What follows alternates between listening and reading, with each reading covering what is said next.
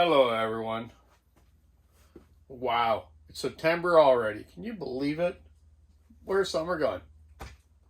So it's a holiday here today in Canada, Labor Day, and it's kind of the last weekend that everyone goes camping and hangs out with their kids, and tomorrow school starts back. So school's back for the year, not like school's out for summer. Like the good old song.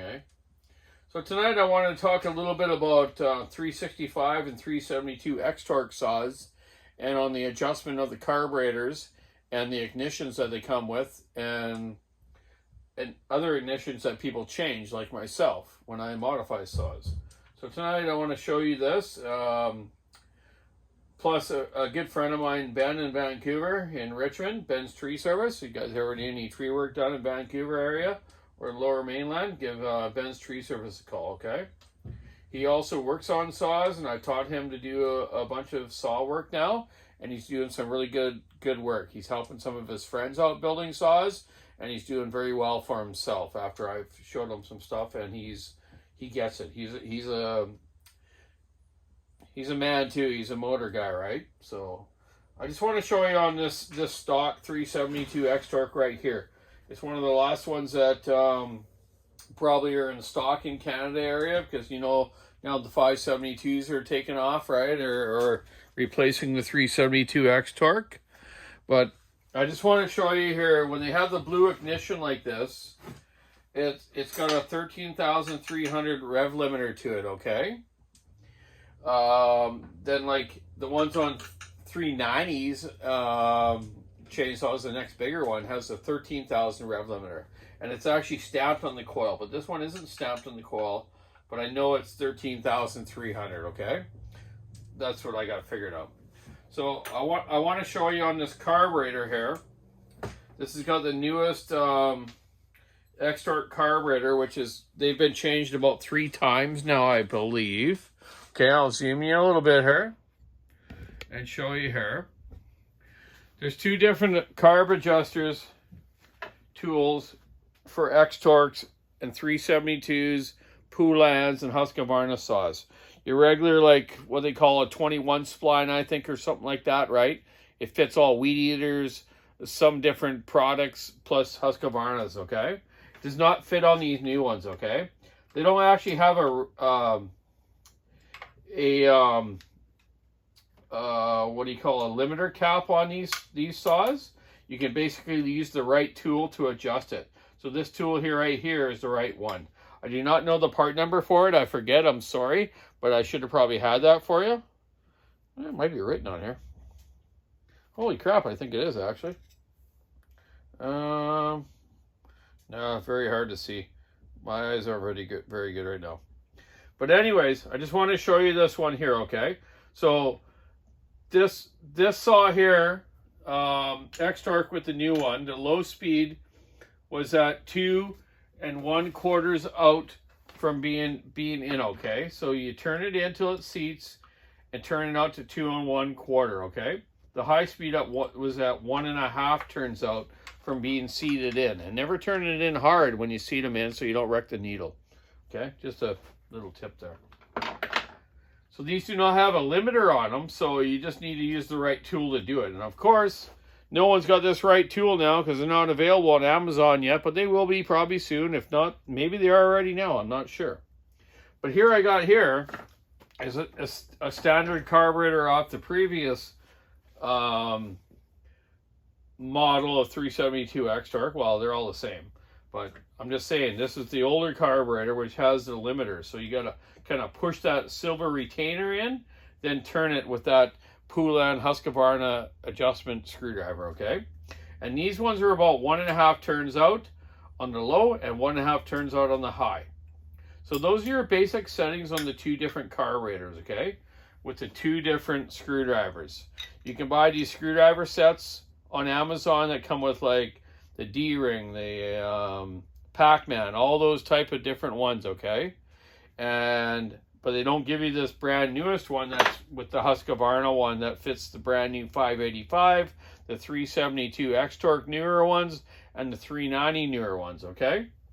So Oh, and the 395 actually from Brazil. So there you go. So this one does not fit that.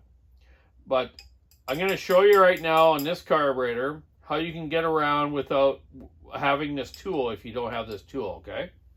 So this tool here, if you take a small tuning screwdriver like the Echo one,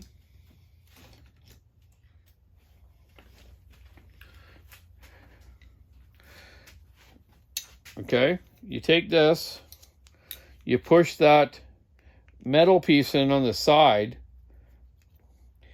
and turn the adjuster screw right out, okay? Now you have that metal piece, which you call the limiter, pushed in with that little screwdriver. You can unscrew it with your steel tuning screwdriver or a small slot bladed one and turn it right out, take it right out, get rid of that little aluminum cap that's on there.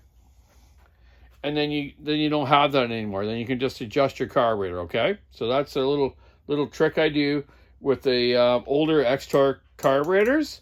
But when you have the right tool, you don't need to do that. So if you have the right tool, there's no reason to do that, okay? So now I kind of wanted to show how you set the RPM of these saws when you have the limiter caps on and the restricted coil, okay? So like I was saying, this coil is 3,000 RPM, okay? So the way to adjust the carburetor on these is obviously you want to set your idle at about 27 to 2,900 RPM, okay? So your chain isn't turning, but when you hit the throttle, it responds, and when it comes down to idle, it comes down smoothly. What I've noticed running 372 xtorqs and 365s is when I run a tank of fuel through them at the shop and set it up for the logger or for a tree surgeon person, is what I do is I have to adjust the carburetor probably 3 to 4 times as it breaks in, okay? And it's not fully broken in when I run just a tank of gas through it. Don't get me wrong there. But what I do is go out and rev it up, rev it up a bunch of times, check the RPM, go from there. Because a lot of times on my fallers and logger saws, I go to the black ignition that is a non-rev limiter. And when I do that, I set the carburetor at the RPM to about 13.6 to 13.8 instead of 13.3 that the coil comes with. That's a rev limiter, okay? So as I'm doing that with the black ignition that is a non-rev limiter, I set it with my tachometer at around 13.6 to 13.8, okay? And some of these tachometers, this one's a still one, I'm sorry, I don't have my Husqvarna one here because I gave it to my friend Ben in Vancouver. But sometimes these new tachometers don't quite read right with these digital ignitions, so you might get a false reading. So pull it away from it, rev the saw up, get this away from it, let it reset, come back to it real quick and check your RPM. And that way you'll know what the proper RPM is, because sometimes they fluctuate on these with these rev limiters, okay? So when you have the blue ignition, that we know that's 13,300, is you want to make sure that you're hitting 13,300 with the carburetor adjustment. So on this carburetor adjustment with the high-speed needle, you want to make sure you hit 13,300, okay? And adjust it down to about 3,100 or 13,100, okay? So once it's at 13,100, adjust it up to 13,300, but don't go any more leaner on the high speed, okay? Have it set just so it hits 13,300 and don't turn it in anymore. That's the problem with these type of ignitions, is people like think, oh wow, I can get more RPM that I'll turn the high speed in more. But you don't get any more RPM because this is limiting your RPM, this blue coil. Turning that in will just make it leaner, and you can score a piston and lean it out, okay? That's the situation with these digital ignitions is adjusting your carburetor properly to an RPM gauge. With the other type of black ignition that is a non-rev limiter, I can adjust the carburetor by ear. And I tell you, 90% of saws I can adjust carburetors by ear and get them set perfect, and I don't have any problems with them. But all these new ones with digital ignitions, rev limiter ignitions, you need to use a tachometer and set them properly, okay? So like I showed you on this carburetor is the newer one that this new tool fits. And this carburetor is a previous one that you have to push in this adjuster unit and turn them, okay? But 1.5 on the xtorq carburetor on the standard one with the rev limiter, and it's about 2 to 2.25 low and 1.5 on the newer carburetor with that type of adjusters, okay? So they've done a little bit of internal jetting difference to allow for the ignition to work properly. So I just wanted to tell you that. But watch your RPM gauges. Sometimes they read really weird when you're using these digital ignitions. So you want to like check it out. And if it's not reading right, hold it back way away from it so it doesn't read itself right. Then go back in again real quick. Then you'll see the proper RPM. So that's how you want to adjust these ones. And if you want any more information of that with these, give me a comment. Send me a message, whatever you want. Having an A&W root beer right now, man. Nothing better than A&W root beer. Not in a can though. It's way better in a glass, in the mug they give you at the restaurant when it's nice and cold there. So anyways, keep your saw into it, sticking the ice, rubbing the road. Have a great day. Nothing wrong with xtorqs when they're built right and running right. My friends run 32-inch bars on these, cutting huge old growth down here in BC area and on the west coast. So if you're not a fan of them, I don't care.